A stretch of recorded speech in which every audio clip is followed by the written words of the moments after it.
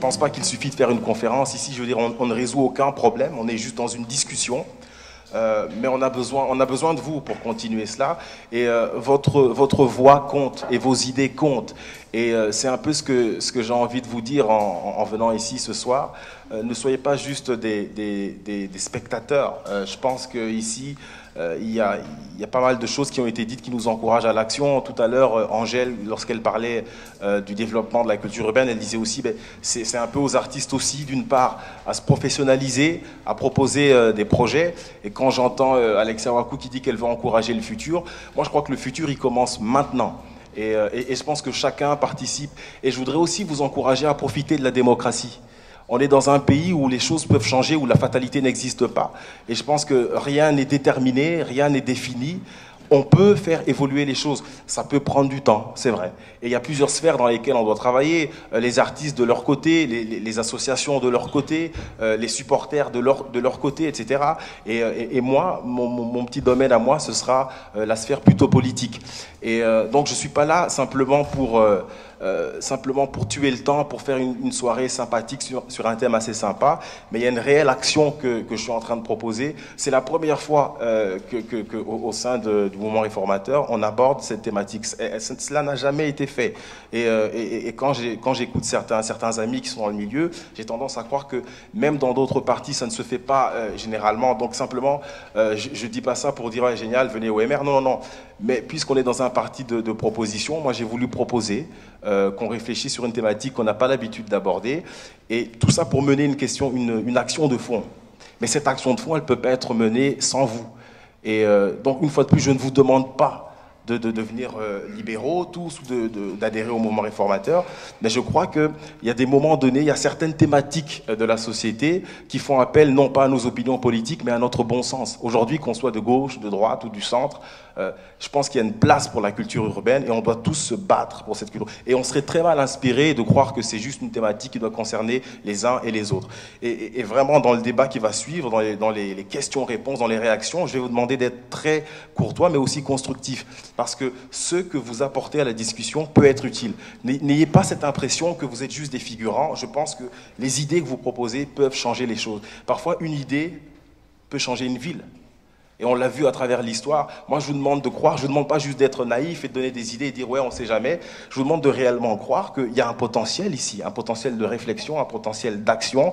Et c'est ce potentiel-là qu'il faut à un moment donné lever. Soit on décide d'être spectateur, comme je l'ai dit, soit on se dit « ben voilà, les choses ne changent pas, ça fait longtemps, etc. » On a parlé tout à l'heure de culture suburbaine en disant que ben voilà, c'est aussi lié à l'immigration, à les minorités, etc. Soit on garde cette idée-là qui est historique et on se dit ben ça ne changera pas, ou on se dit ben c'est en train d'évoluer. Quelle est ma part de responsabilité pour faire évoluer le projet? Qu'est-ce que moi je peux apporter finalement au développement de la culture urbaine? Et je pense que chacun ici dans cette salle a quelque chose à apporter. Et je vais vous demander de le faire de façon très courtoise, en respectant évidemment les avis des uns et des autres. Tant mieux si on a des avis différents, je veux dire, c'est l'objectif. Mais voilà, n'hésitez pas à vous exprimer. Là, je pense qu'on a assez de temps pour que chacun puisse avoir la parole. Que ce soit au Botanique, au Hall de Scarpec ou n'importe où, dans la plupart de ces salles de Bruxelles, il est encore aujourd'hui toujours difficile, et je suis bien placé pour le savoir, il est encore difficile d'entrer, de proposer des événements qui sont donc des événements urbains, que ce soit en musique, en danse, il y a une méfiance, il y a toujours une arrière-pensée, un truc. Donc ça veut dire qu'on doit toujours avoir 2 fois plus de services d'ordre que normal, parce que voilà, sinon ça peut pas. Ça veut dire qu'on doit faire 3 fois plus attention que les autres. Pour moi, il y a beaucoup d'orchestres de rock qui sont pas particulièrement, qui se tiennent pas particulièrement bien, mais si c'est des gens qui viennent du hip-hop, ils devront le payer 2 fois, quoi. On va pas leur pardonner des choses qu'on pardonne aux autres. En fait, c'est ça que j'ai vu souvent. Le constat que je fais, c'est que j'estime que nous ne sommes pas une priorité. Que les artistes urbains, nous ne sommes pas une priorité pour la région, ni pour le pays. Souvent, on n'est pas pris au sérieux. Il y a très peu de femmes qui sont à des postes décisionnaires, des choses comme ça, et encore peu de femmes noires. Souvent, quand je me retrouve dans les réunions ou des choses comme ça, pour des projets assez sérieux, souvent je fais un peu le tour Et je me dis, tiens, je suis encore la seule. Et c'est comme ça un peu partout. Là, j'ai été il n'y a pas longtemps, on était en Angleterre pour un festival. J'étais de nouveau... Sur scène, il y en a, hein, c'est pas ça. Mais quand on a à prendre des décisions, je sais pas, voter des budgets ou dire tel projet oui, tel projet non, finalement, c'est très peu de gens qui nous ressemblent, en fait, qui décident pour nous. Et ça me rendait assez triste, en fait, et j'étais assez révoltée. Je me disais, tiens, moi, je suis née en Belgique, je mange des frites et tout ça, et je suis pas encore chez moi. Et quelque part, la culture hip-hop m'a donné un peu cette place que j'avais pas, en fait. Donc du coup, je me suis sentie dans la culture urbaine, surtout dans le hip-hop, que ce soit en rap ou en danse, je me suis sentie exister. Donc pour moi, plutôt qu'être un moyen... après, c'est devenu mon boulot, et donc il faut gagner sa vie, mais en dehors de ça, c'était plus voilà, comment s'exprimer, comment exister. Et puis en grandissant, je me suis rendu compte, tiens, on est quand même de moins en moins, finalement, quand ça se décide réellement. Voilà. En fait, tu te rends compte que tu as envie de dire des choses, tu as envie de faire des choses, mais qu'il n'y a pas de place pour toi. Après, vaguement parler de ce statut d'artiste, pour les gens qui ne savent pas ce que c'est juste un chômage, en fait. Il n'existe pas de statut d'artiste en Belgique. C'est un chômage, un statut de chômage protégé. Et donc, tous les mois, vous devez remettre une carte bleue, comme si vous n'aviez pas de travail, comme si vous deviez quelque chose à quelqu'un. Or, vous travaillez et vous payez des taxes aussi. Peu ou pas de compagnies de danse qui sont reconnues, et reconnues en communauté française, ça veut dire subsidiées. Je me suis un jour promenée sur le site de la communauté française et j'ai regardé un peu toutes les compagnies de danse qui étaient reconnues, qui avaient des conventions. Donc une convention, ça veut dire avoir des subventions tous les ans pour faire des projets. Il n'y en a quasi pas en hip-hop. On souffre dans le graffiti d'une image assez péjorative et donc on a énormément de mal à trouver des endroits sur lesquels nous exprimer librement. Donc à Bruxelles, par exemple, il n'y en a quasiment aucun endroit où on peut peindre légalement et tranquillement. Donc il y a un endroit qui est plus ou moins toléré, c'est à Nerpede, depuis où on peut s'exprimer là-bas depuis 20 ans, mais c'est assez limité. Et selon les bourgmestres, ils harcèlent ou pas les artistes pendant qu'ils peignent, donc c'est quand même assez pénible. Il y a eu des terrains du côté, comme l'Atomix, du côté de Jet, qui a été laissé pour les artistes pour qu'ils puissent s'exprimer librement à cet endroit, mais ça a été que pendant un certain moment assez limité. Et donc en général à Bruxelles, on ne peut peindre que dans des endroits abandonnés, dans des friches industrielles et des choses comme ceci. Donc ça reste toujours un petit peu illégal. Donc de ce fait, on ne sait jamais vraiment passer son temps et son énergie à passer sur... Enfin, on ne sait pas vraiment s'accorder à 4-5 artistes pour travailler sur un vrai mur concret pendant 2-3 jours dans un terrain vague. C'est un petit peu compliqué parce qu'on n'est jamais sûr qu'on ne va pas se faire jeter par la police. On n'est jamais sûr qu'on ne va pas se faire repasser la compo 2 jours après. Et donc, on met beaucoup d'énergie dans des murs qui sont en général pas visibles du public. Et donc, c'est pour ça qu'on se bat, qu'on a monté une structure pour essayer de trouver un peu, avec les communes et des choses comme ceci, on essaie de se battre pour avoir des murs en rue sur lesquels on peut travailler à notre aise et qui soient visibles de tout le monde. Moi, j'ai aussi 2 autres frères. Hein. En fait, j'ai 2 autres frères qui sont aussi dans la musique, qui sont professionnels, qui sont producteurs. On a eu la chance de travailler avec beaucoup d'artistes, des grands artistes. Ils sont presque tous passés chez nous, que ce soit Mylène Farmer, Axel Red, avec qui je travaille actuellement. J'ai chanté avec Michael Bublé, j'ai chanté avec Eddie Mitchell, Moran, tout le monde, on les a tous faits. Hein. Donc je connais assez bien le milieu, entre guillemets, je veux dire quand même, le beau monde du Star System. Je suis plus, moi je compose aussi, je suis chanteuse en solo, donc lead vocal, je fais des chœurs, je coach aussi des artistes.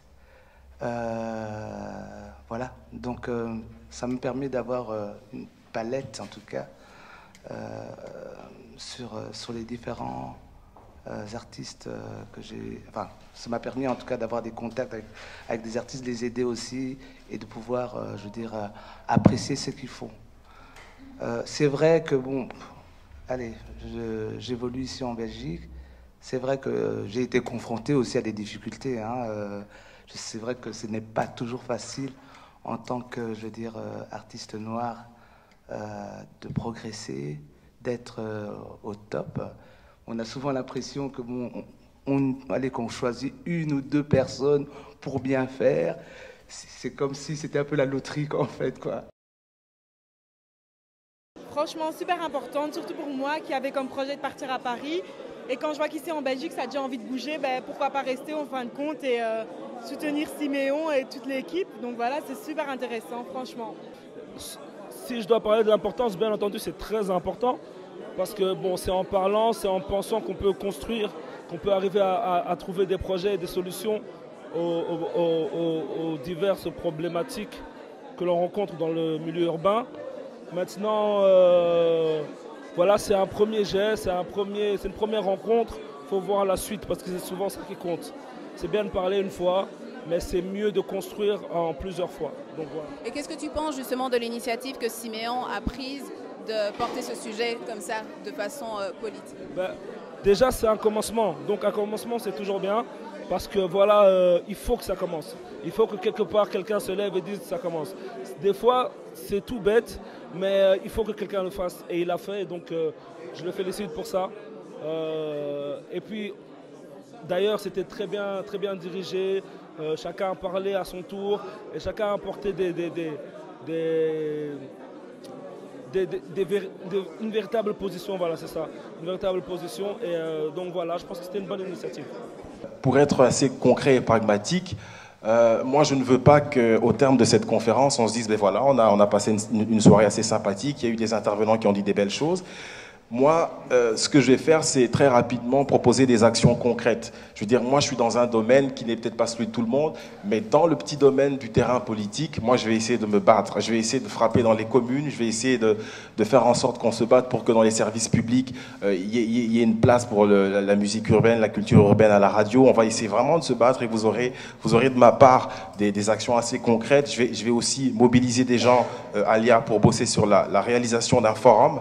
Je pense que les graffeurs ont besoin de murs d'expression libre et chaque commune de Bruxelles devrait en disposer, c'est ce que je crois. Je crois que des studios d'enregistrement dans chaque commune, gratuits pour les jeunes qui sont dans ces communes-là, qui veulent se développer, c'est quelque chose qu'on ne peut plus attendre, c'est quelque chose qu'on peut faire et on doit atteindre tout cela. Donc je reste un optimiste, mais pas un optimiste aveugle. Je reste optimiste parce que je crois que lorsqu'on se mobilise, lorsqu'on y croit, lorsqu'on se bat, lorsqu'on fait des efforts, lorsqu'on travaille en symbiose, en solidarité, on peut y arriver. Donc je ne vous demande pas de me suivre. Moi, je vous propose de collaborer, d'être au front. Et comme, je ne sais plus, quelqu'un a dit, c'est important, on n'apporte qu'une goutte de plus. Je veux dire, il y en a qui travaillent depuis des années, il y en a qui travaillent depuis 2 ans, depuis 20 ans, etc.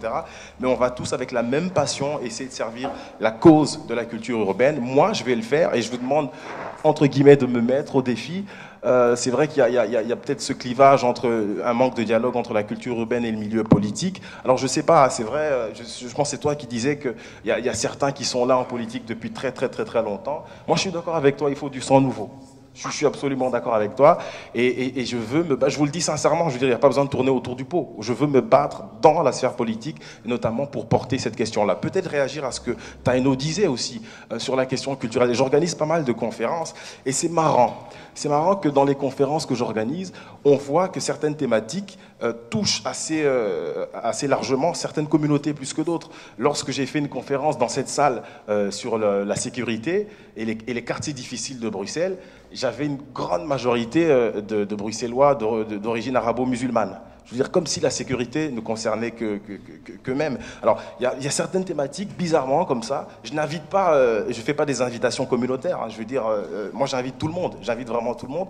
Mais je remarque, Taino, que certaines thématiques touchent certaines communautés plus que d'autres. Et je pense que la visibilité de cette salle ici, ça nous montre quelque part, et ça rejoint ce qu'Alain Lapieuvert disait en début d'intervention, qu'aujourd'hui, il y a toujours ce caractère un tout petit peu communautaire pour la musique urbaine. Et moi, avec vous, ce que j'ai envie de faire, c'est de sortir justement de ces carcans, d'être ouvert, en essayant de promouvoir une image très positive et surtout constructive. Une dernière chose, c'est que je ne pense pas que les artistes doivent justifier leur présence. Je parle avec des responsables associatifs d'art, etc., qui chaque fois doivent dire, oui, mais subsidiez-nous parce que ce qu'on fait, finalement, permet à éviter les jeunes de rester dans l'oisiveté, on occupe les jeunes, etc. Et finalement, je ne suis pas d'accord. Les artistes ont le droit, Angèle, d'exister en tant qu'artistes. Ils ont le droit d'être reconnus à ce titre. Et je veux dire, vous avez le droit juste d'être des artistes, point final. Je veux dire, que vous aidiez les jeunes à ne plus être délinquants ou pas, c'est pas un problème. Je veux dire, il y a des éducateurs, il y a des services sociaux, etc. Les artistes doivent juste être artistes. Une société qui tourne le dos à ses artistes, tourne le dos à son avenir. Et moi, avec les petits moyens que j'ai, dans la sphère politique, je veux me battre pour vous et j'ai envie de dire pour nous. Donc n'hésitez pas, suivez-moi. Franchement, je ne vous trahirai pas. Je veux dire, je vais être clair avec vous, je ne vous trahirai pas. Je ne trahirai pas cette cause-là. Mais remplissez ces petits coupons parce que je veux rester en contact avec lui, avec vous. Et je veux qu'à un moment donné, dans 6 mois, vous puissiez me dire les yeux dans les yeux, écoute, tu as fait ce que tu avais dit ou tu n'as pas fait ce que tu avais dit. On n'est pas là pour divertir, on est là pour avancer. Je vous remercie beaucoup d'avoir été là et vous êtes les meilleurs.